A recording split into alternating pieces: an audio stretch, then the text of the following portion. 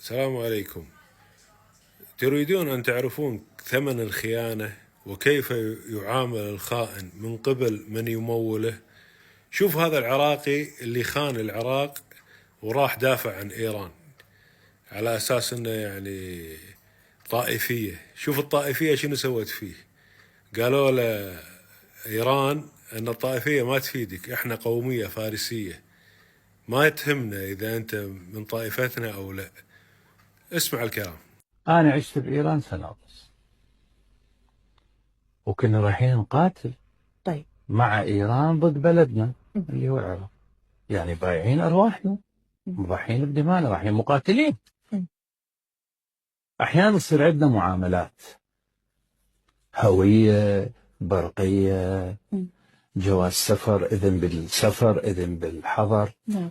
نروح لدائرة اسمها نخستي وزير في رئاسة الوزراء الإيرانية. طيب وتشوف الإهانات والطرد على باب تف احنا ايش بدنا نقرر؟ نروح نلجأ لمن؟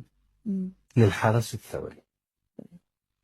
نقول هذول هانونا، هذول ضربوا الجواز بوجوهنا. يقولون بلى، انت غوتية،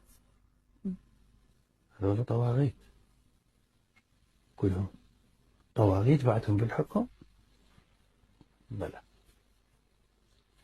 بالتعليم ما يقبلون أولادنا بالمدارس. أشكال.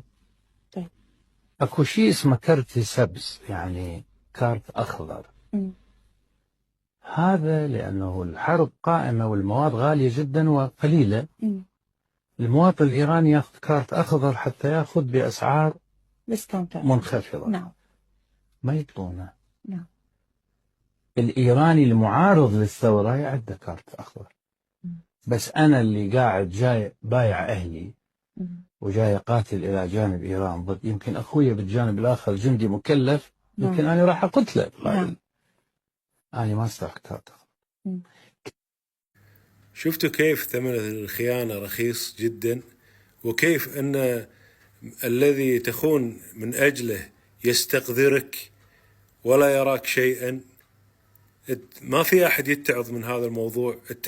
هني يسعدك أن تكون حذاء في قدم شخص تخون من أجله. هذا ثمن الخيانة، يعني يعاملونك مثل الحذاء، وقد يستنظفون الحذاء ويستقذرونك أنت لأنك خائن.